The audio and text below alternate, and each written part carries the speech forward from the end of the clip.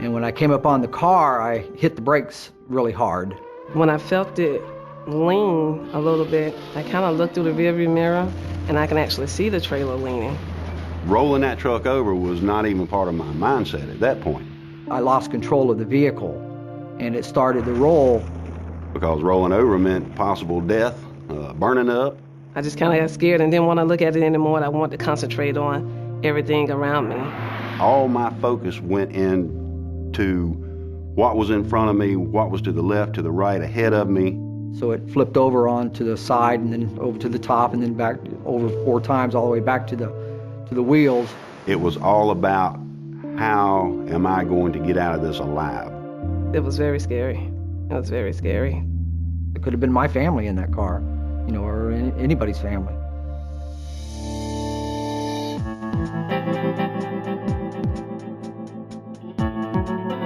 So, what causes a rollover? The answer you get most often is driving too fast for road and weather conditions. And that's true, sometimes, but that's not the only reason. We want to go beyond that general answer to look at all the different factors that contribute to rollovers. By the time we're finished, you'll know how they happen, why they happen, and how you can avoid them.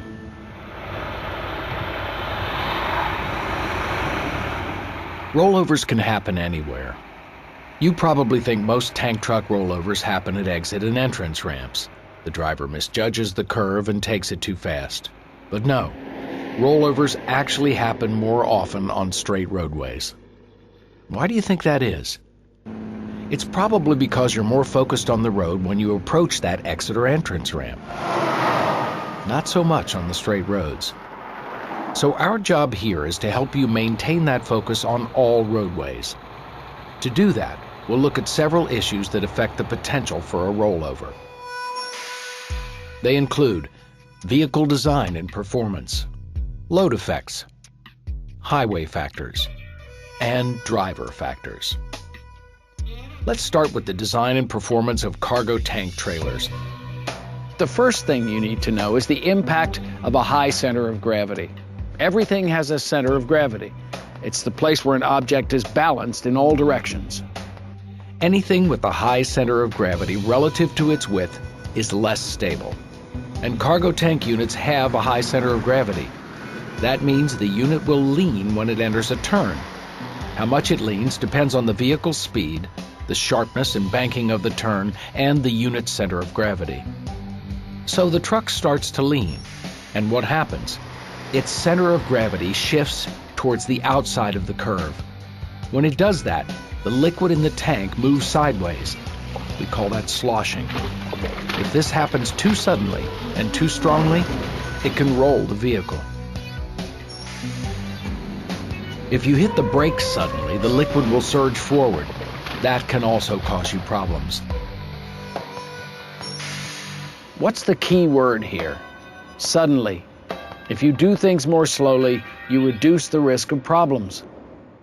Anytime you speed up, you're subject to mess up. As I was going down the hill, I kind of felt the trailer tilting a little bit because of the speed that I was going. And you come around the curve, and it's sharper than you anticipate, and you just won't be able to slow down, and you can roll over the truck. It made me very alert of all of my surroundings and looking ahead instead of, being too comfortable. You can never be too comfortable.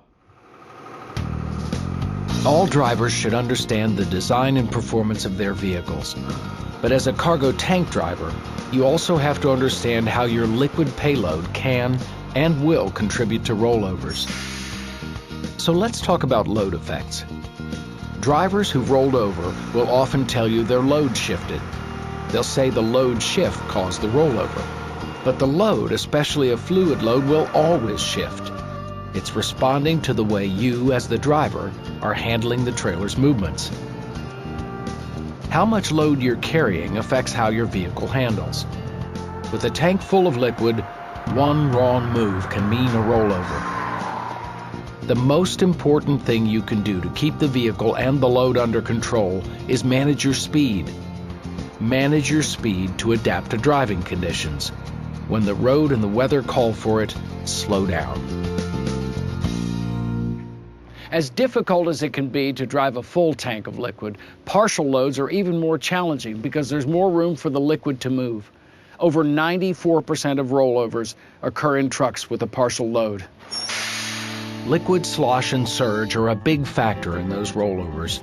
Slosh and surge are caused by speed, by turning radius, by sudden braking or taking off, by sudden maneuvers, and by load distribution. You have to pay particular attention anytime you're hauling liquid as to how much you're hauling, how high it is, what the level is in your tank. If you hit the brakes suddenly, that product is going to move forward. And when it does, and it hits that bulkhead at the end of the trailer, all that weight now is thrown forward at you. It just makes it harder to stop. Surges also occur in a tanker following a sudden maneuver. This could be something like sudden braking to avoid an obstacle, trying to get back on the road after you drift off the pavement, moving the tractor too quickly for conditions, or shifting or missing a shift on a turn. And if you're not careful and you just kind of release your foot off the brake for a moment, at that wrong moment, you could be thrown into an intersection. And you don't want that. We should also take a look at several vehicle maintenance issues. Things like poor brake performance, a damaged suspension, underinflated tires, and load dynamics. They could all contribute to a rollover. You could eliminate some of them with an adequate pre-trip inspection. If you have any questions about your vehicle, tell someone in maintenance or at dispatch. Don't leave with a vehicle that you aren't confident will perform safely. I mean, it takes just a few extra minutes to check all these things, and it could be your life if you don't. Now let's look at potential highway factors. These include sharp curves, steep downhill grades, soft shoulders, berms, mounds, and curbs, narrow driveway entrances or exits, and limited visibility areas that can reduce eye lead time for turns or hills. It's important to survey and identify high-risk sections of regularly traveled routes. If at all possible, survey routes to unfamiliar destinations in advance to identify and avoid high-risk areas, and proceed cautiously until you know and are comfortable with the route. Remember, you're the professional on the roads you travel. If there's a road design condition that makes you feel uneasy, report it to your company.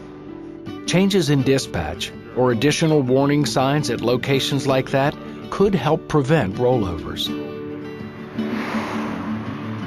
You see this sign? This information is not for you. It's for passenger cars traveling in good weather. Fleet safety experts say that when you enter this curve, you should drop your speed at least 10 miles per hour below what you see here. We all know that long downhill grades can lead to excessive speed. So, are your brakes properly adjusted? Have you shifted to a lower gear? The only acceptable time to deal with downhill grades is before you start down them. Don't rely on the feel to estimate your speed. Remember that the larger the vehicle, the slower the driver thinks it's moving. So always check your speedometer before you enter curves, ramps, or downhill grades. And remember, newer trucks don't have the same engine retarding as older models. Be sure to set your jake brake properly. Be aware of the shoulder conditions on any roadway. Dropping off onto a soft shoulder may cause the outside wheels to sink and trip the whole unit on its side. Tripping happens a lot on entrance or exit ramps that have a curb on the inside of the curve. When you're traveling a little too fast, the tanker wheels will track inside of the tractor wheels. So even though the tractor takes the turn just fine, the trailer tires may swing in a little closer. They'll hit the curb and trip the unit.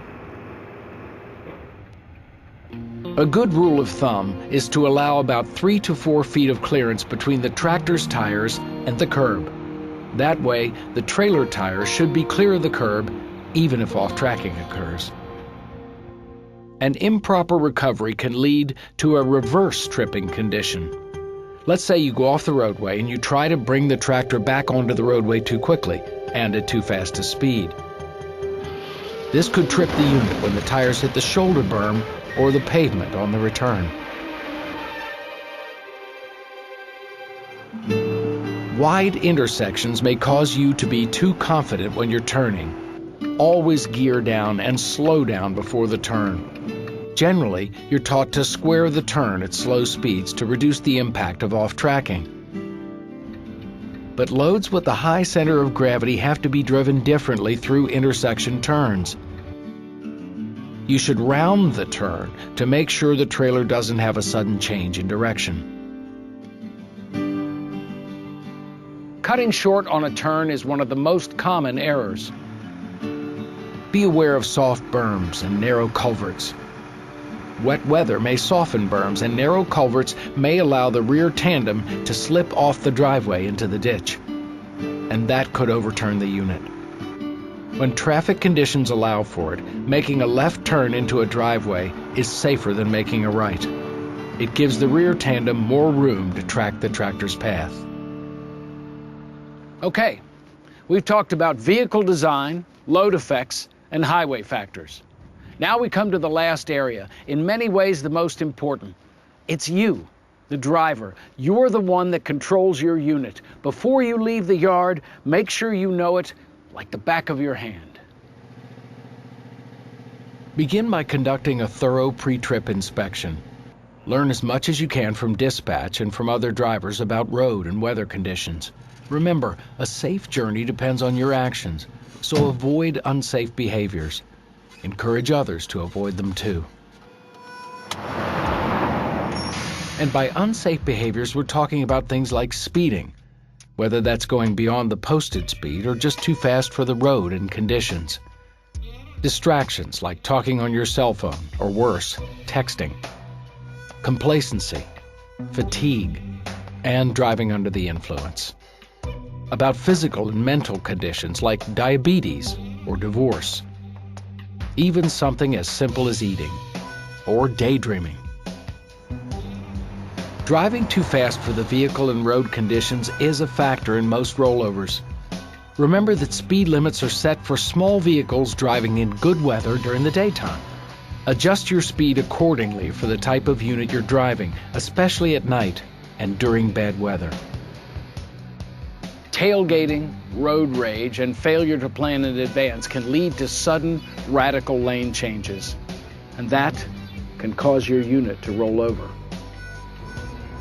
One of the most dangerous driver behaviors is complacency. In the 23 years that I've driven a tank truck, I always keep in my mind that I'm hauling hazardous material, and it's very dangerous. Well, a driver should never get too comfortable being behind the wheel, especially the wheel of a big rig. When you get so comfortable and think that you've been driving so long and you have so much experience that you just, it all becomes natural to you, you're gonna mess up because something is gonna get you that you're not expecting. It only takes a second. Adjusting the radio, answering a cell phone, reaching for a drink. That little bit of inattention is enough to slide off the side of the road or miss the beginning of a curve, or possibly enough to cause a rollover. Driver fatigue is another factor. Maybe you didn't get enough rest during your time off. Maybe you're working too many hours, or you're having trouble adjusting to rotating shifts. There are many warning signs of fatigue while driving. You may have trouble focusing. You may have frequent yawning, blinking, or heavy eyelids and head bobbing. You may have trouble remembering the last few miles. Or you may miss an exit or traffic sign. You may even find yourself drifting from your lane, tailgating, or hitting the shoulder rumble strip. If you show any of these warning signs, get off the road, get out of the cab, and move around to get the blood circulating again. If you're too tired to keep driving safely, find a safe, well-lit area to park and rest a few minutes. caffeine, energy pills, loud radios, opening the windows, and other tricks to stay awake don't work. Don't try them. Instead, follow the hours of service regulations and get plenty of rest during your off hours. Obviously, driving under the influence of drugs or alcohol is not permitted, but it could be a major factor in a rollover. Even over-the-counter drugs can impair your driving.